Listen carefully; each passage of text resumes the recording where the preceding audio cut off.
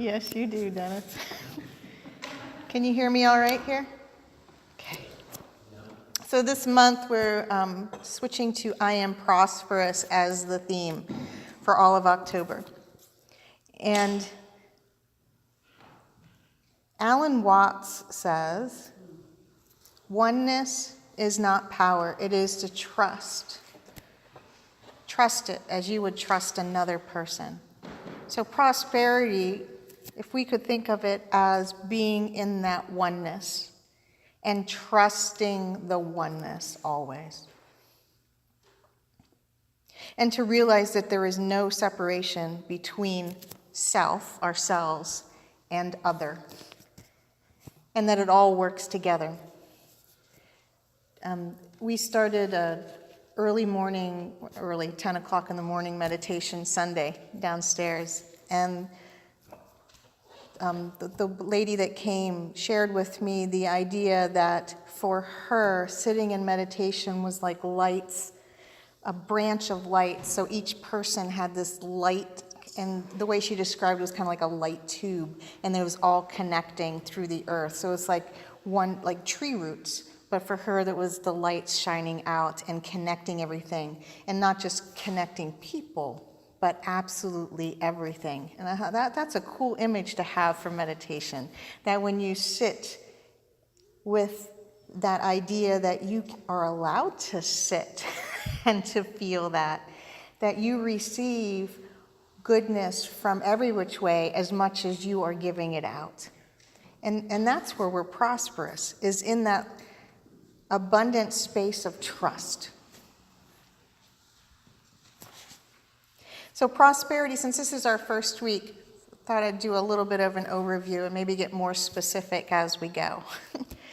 And if we could think of prosperity in several categories: our physical stuff, our goods, our money, all that stuff we need to live with, our relationships, our spiritual awareness, and our alignment, or we could call our alignment our healing. And taking all of those together, we can be fully prosperous, but we have categories that we can work with at any time or another. There's a quote there from Luke that you have on your paper. I highlighted the middle of it: treat others the same way you would like them to treat you. And for me, that's the basis of prosperity, is when we recognize what we are in ourselves and we treat the rest of the world and the rest of the universe just like that. So when we recognize God in ourselves and we treat the rest of the universe that with God reflecting back to us, treating others the same way you want them to treat you is the way this translation was, but it's also the way we recognize how we treat God, which is everything. Now, to do that, we have a couple of tools. One is affirmations. And of course, this month is I Am Prosperous, but what if we don't feel that? What if we're saying an affirmation that doesn't resonate with us? And we're trying really hard to fake it till we make it. Over and over. We'll switch to affirmation a little bit to line up with where you are now. Be honest with where you are. Maybe it's, I'm recognizing what prosperity feels for me. Maybe in this moment I have recognized prosperity, and I'm going to affirm that and be grateful. I understand I can give and always receive more. Perhaps that's my affirmation of the day. Because in that version, I am prosperous today. You know, I think sometimes we fight with ourselves. We see the affirmation, we want the affirmation so much, we put it on our fridge, our car, we say it, we try to embody it, but sometimes we just don't feel it. And that's okay. Change it to the affirmation. Affirm how you feel, but affirm that you can feel different later. I know the universe supports me, and I am a piece of the universe. another way of saying, I am prosperous. And then deciding what prosperity means for you. Actually taking a little bit of time and deciding, what does that look like for you? What is your personal vision of prosperity? What is your definition of the word? Another interesting thing this morning during meditation was we actually got to talk about our differences of vocabulary in dealing with the same thing. So she's talking to me about the light and the tubes and the, and I was like, and I'm going to have to ask her again what the name of the author was, because I promised her I would look that up so that I could learn that vocabulary. Because the feeling of it was, I said, that's what we seem to talk about every week. It's just, you have such a unique way of putting it that's unfamiliar to me. So you can have those conversations. What does this word mean for me, and what does it mean for you? And are we really talking about the same thing? And what are you talking about for yourself when it comes to prosperity? Because some of the books you're going to read talk about the goods and the physical goods version of prosperity, and knowing that you are one with God if you have A, B, C, D, E in your house, or can fulfill, different dreams in that way. And then other ones will go the total opposite. And yet with everything, it's really somewhere in the middle. It's really somewhere in the middle. And knowing that your prosperity comes from this present moment right now. How are you recognizing your abundance with Spirit at this present moment? What is the gratitude base at this very second? Not when I get the whatever 5 years from now, or when I retire, or when I whatever. When the kids graduate high school, we all say those things, and yet it's right now.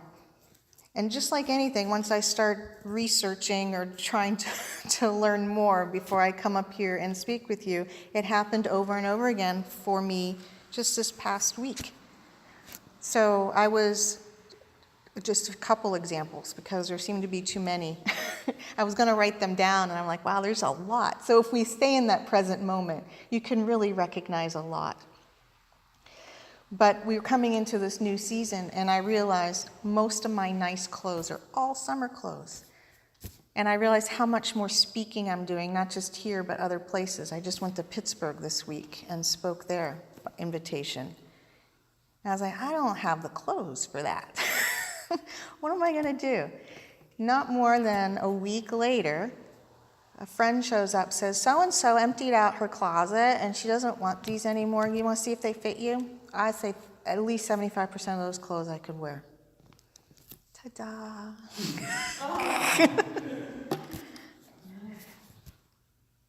And when your mother even notices, it's a little bit different, but it's working.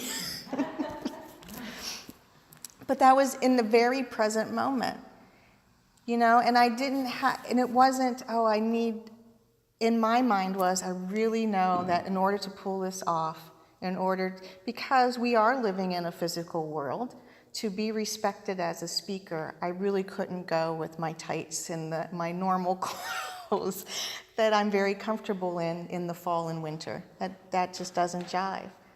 And yet I didn't have to come up with the X amount of money. Spirit says, that kind of prosperity because of what that is, and you felt it, here it is. Somebody emptied their closet. Also this week, I knew I needed to remove myself from the house to get some work done.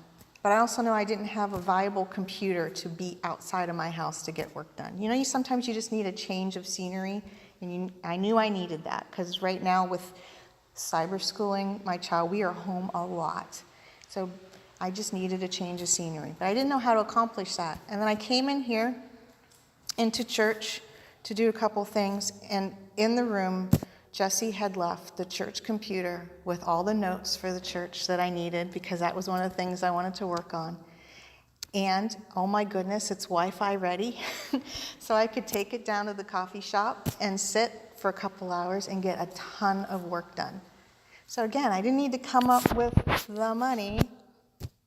for that computer, Spirit knew where it was and knew that it was an honest request to and there it was. It was already there.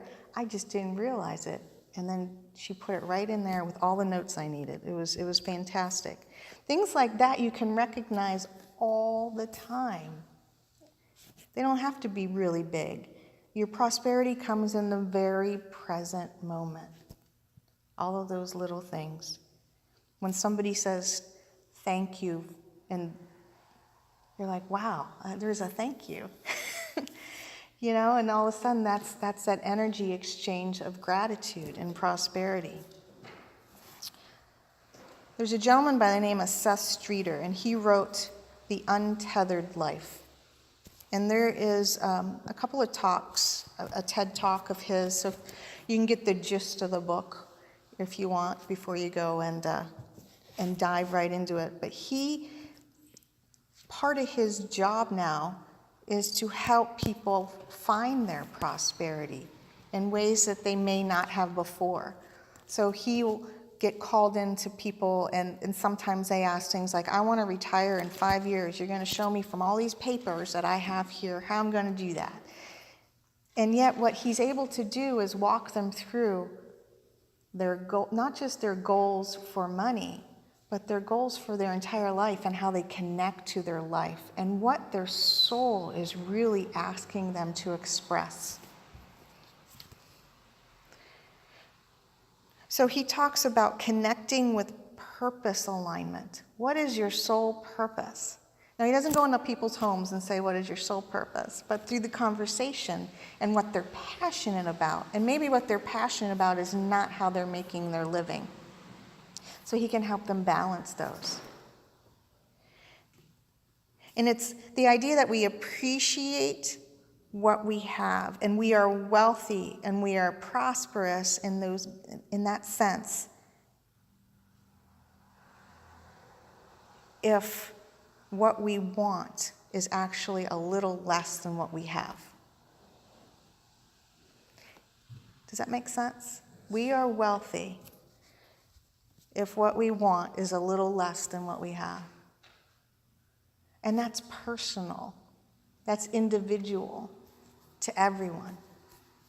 I read a story a few months back about a homeless couple that got married. And the gentleman had actually almost chosen to live that lifestyle because his children had his family home still for him if he wanted it.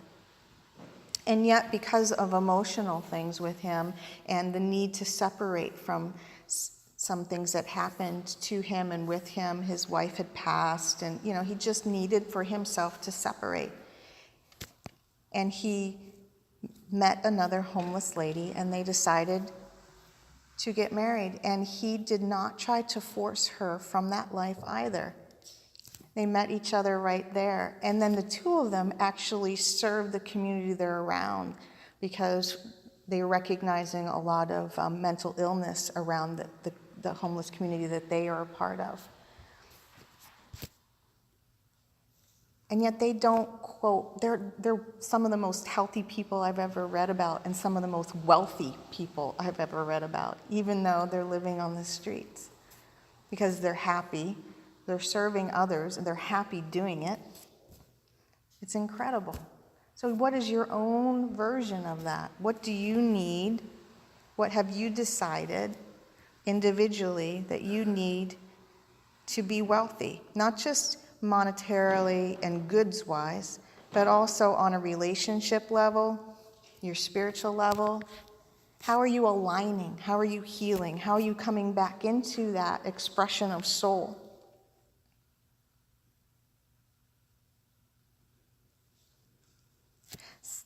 Seth Streeter also says that this idea of no pain, no gain mentality is what actually breeds that dis-ease. That you don't have to be in pain to know you're making it. You don't have to sacrifice your sleep. There is a level there of you're allowed to be happy. But you're also allowed to have moments of sadness and know that the happiness is still there. It's recognizing your whole walk and being comfortable in it. So I'm trying to figure out how we could practice this through the next month. There was a suggestion on your paper.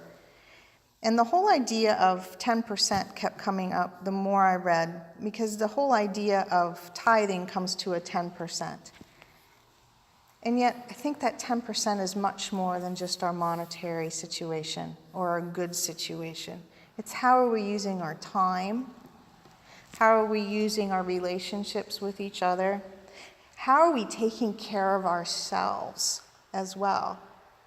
So if we take all of those aspects, your goods, your relationship, your spiritual awareness, and your healing, and you took just 10% of your waking minutes every day. So this is all approximate because everybody's a little different, but let's say we all sleep about 8 hours a night, and we take that off to 24 hours. 10% of what we have in our waking time is 96 minutes. Are we willing to take that 96 minutes and tie that back in some fashion? Maybe it's today I've decided whatever I know I would have earned in 96 minutes, I'm going to donate to whatever. Maybe it's I know I have done too much this week and my body needs a nap. And I take my 96 minutes for healing. Maybe I've decided I'm going to walk or do yoga. Maybe I'm going to work on forgiveness or affirmations. It really boils down to what is your spiritual practice going to be? And how are you going to move that then into the rest of your life? How are we recognizing in the present moment that you are abundant beyond belief because you are divine? And you have power that's not even tapped. And if we take that 10% with gratitude and know that it's 10%, we all think we don't have the time. But when I was like, 10% is 96 minutes, we all think we don't have 20 minutes for meditation. How is 10% 96 minutes? But if we break it up into all those things, even maybe I'm going to journal today. Maybe today my give back is actually increasing my knowledge of something I didn't know before so that I can be more verbal in the world. Like the conversation I had with the lovely lady earlier this morning. Maybe I know a friend or a neighbor that could really use a phone call. I talked to a lady yesterday, and she was struggling with a family member. And I was like, well, when's the last time you actually talked to that person face to face? And she's like, she's so irritating to talk to, I can't. But she also knew that she was very lonely.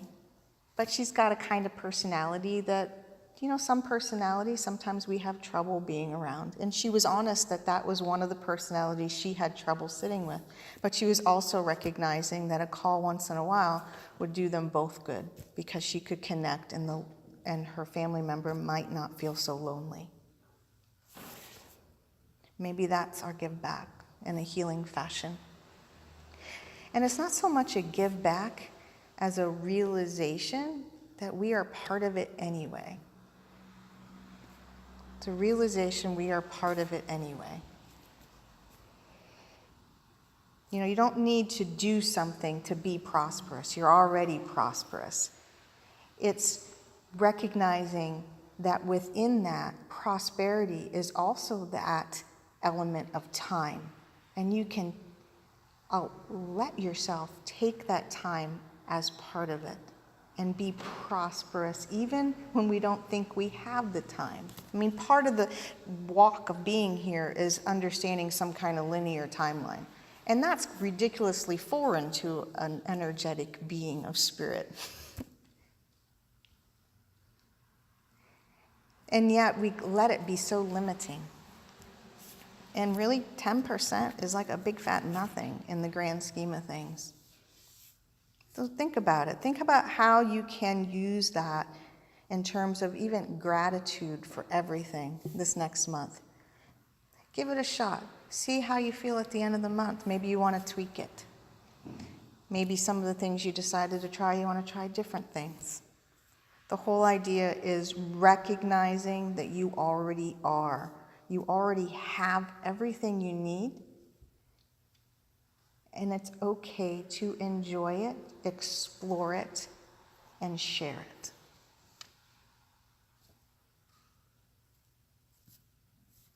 Appreciation. Okay.